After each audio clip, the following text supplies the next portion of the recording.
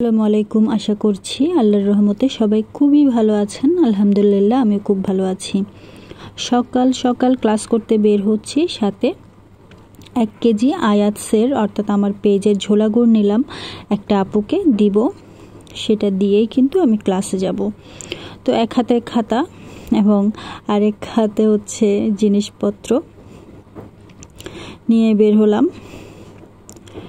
তো আমি কিন্তু দিয়ে ফেলেছি আপুকে এরই ফাঁকে।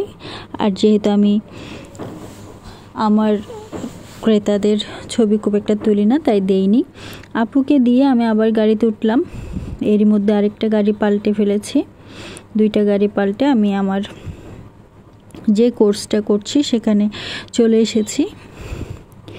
এই তো আমাদের ক্লাসরুমের বাইরের পরিবেশ, খুবই সুন্দর একটা পরিবেশ এখানে।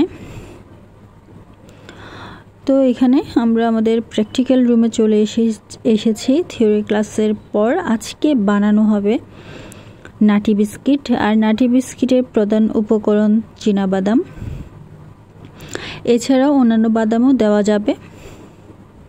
সাথে এই যে জিনিসপত্রগুলো দেখাচ্ছি এগুলো দেওয়া হয়েছে। বিস্কিট বানানোটা আমার কাছে খুবই কিন্তু কঠিন মনে হয়। এখনও ক্লাসে যা যা বানিয়েছে আমি কিন্তু বাসায় একটাও প্র্যাকটিস করিনি। আর এখানে কিন্তু উপকরণগুলো বেশ দামি, যার কারণে হয়তো সাহস করে কুলিয়ে উঠতে পারি না। তারপরেও ছোট ছোট জিনিসগুলো কেনা যায় আসলে, বা কম পরিমাণে কিনে প্র্যাকটিস করাটাই ভালো। যদিও আমি এখনও করিনি, কিন্তু খুব শীঘ্রই ইনশাআল্লাহ করব। তো এখানে আমরা সবাই মিলেমিশে কাজ শুরু করে দিয়েছি আলহামদুলিল্লাহ। এটা হচ্ছে আইসিং সুগার। আইসিং সুগারটা বেশ ভালোই কাজ করে বিস্কিট এবং কেক বানানোর সময় চিনির চেয়ে। তো আমাদের এখানে অনেকগুলো ক্লাস করার সময় আমরা চিনির চেয়ে এই আইসিং সুগারটাকে কিন্তু প্রেফার করি। আইসিং সুগার থাকলে আমরা কিন্তু আর চিনিটা না দেওয়ারই চেষ্টা করি।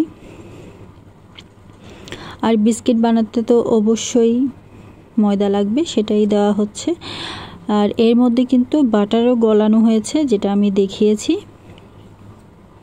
কারা কারা বাসায় এমন করে বিস্কিট বানান ওভেনে, তারা একটু জানাবেন ঠিক কতবারে সফল হয়েছেন, বা প্রথমবারেই কি সফলতা পেয়েছেন কিনা, জানালে একটু সাহস পাবো। তো সুন্দর করে বিস্কিটের ডোটা কিন্তু বানিয়ে ফেলা হয়েছে। আর এইটা সামান্য শক্ত ডো হবে। এরপর এটাকে বেলে আমরা বিস্কিটের শেপ দেব। বিস্কিট কাটার দিয়ে শেপ দিতে খুবই সহজ। কাটারে একটু করে তেল বা ঘি মেখে নিলে সেটা আরও বেশি সুন্দরভাবে কাজ করে। মোটামুটি অল্প দামেই কিন্তু এই বিস্কিট কাটারগুলো পাওয়া যায়। একটু দেখে শুনে ভালোটা কিনতে হয়। আর আমাদের সাথে অনেক আপুরাই কিন্তু আগে থেকেই বিস্কিট বানানো বা কেক বানানো এগুলো কিছুটা জানেন, তাই তারা এগুলো কোথায় কেমন দামে পাওয়া যায় সেটা জানেন। আর তাদের থেকে জিজ্ঞেস করে করে আমরাও কিছুটা এক্সপেরিয়েন্স লাভ করছি। এই কোর্সগুলোর আসলে এটাই সুবিধা, ঘরে বসে থেকে বা ইউটিউব দেখে আমরা যা জানবো না, কোর্সগুলো থেকে আমরা এর চেয়ে কিছুটা হলেও বেশি জানতে পারবো এবং মানুষের সাথে মিশতে পারবো। দেখতেই খুব সুন্দর লাগছে এই বিস্কিটগুলো। বরাবরের মতোই আমি সুন্দর করে ছবি তোলার চেষ্টা করেছি।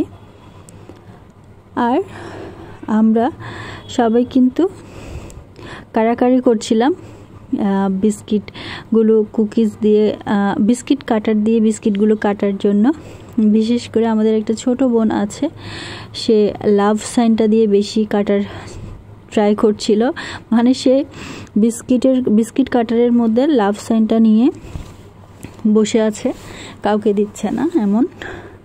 আর এখানে একটু ডিম ব্রাশ করে তার উপর ভাঙা বাদামগুলো দিয়ে দিচ্ছি। আর এটা ওভেনে দিলেই তৈরি হয়ে যাবে।